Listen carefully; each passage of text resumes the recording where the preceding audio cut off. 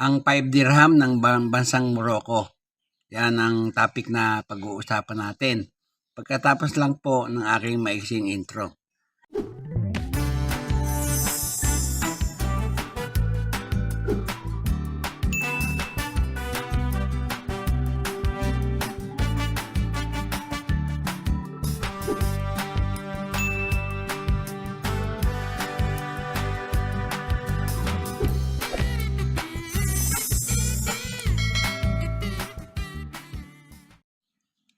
Magandang araw sa inyong lahat, lalo na sa aking mga kabarya at kapwa-kolektor. Sa lahat ng senior citizen at mga silent viewer, maging sa mga kaibigan natin dyan, magandang araw po. Ngayon pong araw ay may coins tayong pag-uusapan ngayon. Ang 5 dirham ng bansang Morocco. Pag-usapan po natin. Sa harap na bahagi po ng baryang ito ay makikita natin sa kanyang bandang gitna ang larawan ni King Hassan II. Ayan po. Tapos may script na Arabic na nakasulat. Yan. Sa likod naman, ang makikita natin ay ang coat of arms ng bansang Morocco. Yung Kingdom of Morocco. Sa labas ay mabasa natin ang petsang 1987 at saka yung kanilang Islamic Hijra calendar 1407. Yan po. Maganda po ang kanilang coat of arms. Yan po. May corona sa ibabaw at yung pinakalabas may isang star. Yan po. May dalawang leon na nakatayo. Sa bandang gitna may araw na sumisikat at isang star. Yan po. Sa ibaba naman ay ang kanyang denomination. Yan. Maganda po ang nangyari ng kanilang coat of arms. Kung titignan naman natin ang kanyang edge, ayan po, alternating reeded. Ayan po. Meron pong plain, tapos yung reeded na bahagi. Ayan.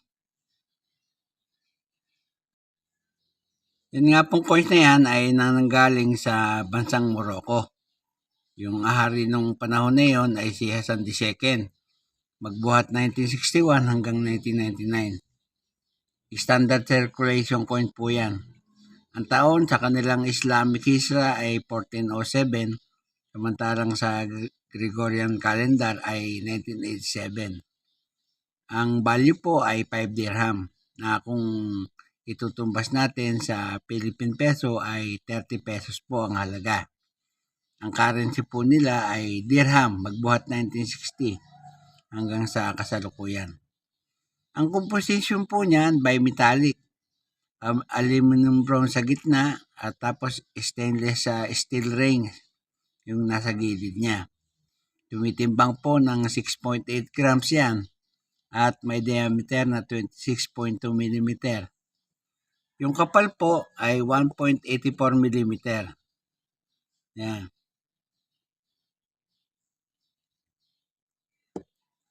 Ang hubog po niya ay bilog. Nakikita naman natin.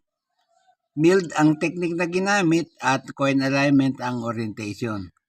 May number po yan na N number 660 at reference number na Y number 82 kung Moiscon number 94 para po sa kanyang pagkakakilanlan kung ito'y ating hahanapin.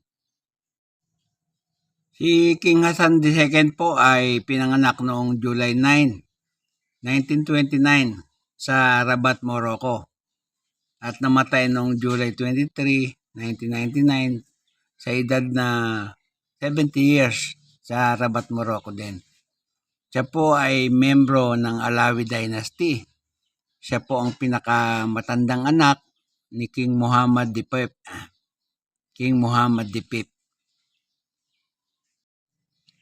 Siya po ay naging Crown Prince noong 1957 at siya po ang unang naging Commander-in-Chief ng Royal Armed Forces ng bansang Morocco. Yan po si King Hassan II. I-update price po natin at tignan natin kung magkano na ngayon ng presyo nito sa Numista. Dito po sa Numista, kapag ang petsa ng inyong barya ay 1407 o 1987, kamukha nung ating barya, Ang good po niyan ay 31 pesos. Yung very good po, 37 pesos. Yung fine ay 39 pesos at yung very fine, 42 pesos. Yung extra fine, 75 pesos. Yung pong almost uncirculated at saka yung uncirculated ay pareho pong 120 pesos. Yan po ang halaga niyan dito sa Numista. Dito naman po sa eBay, nagkakalaga po ng $12.99 ang halaga po niyan. $12.99. Dito naman sa Numis Corner, nakakalaga po ng €11.95.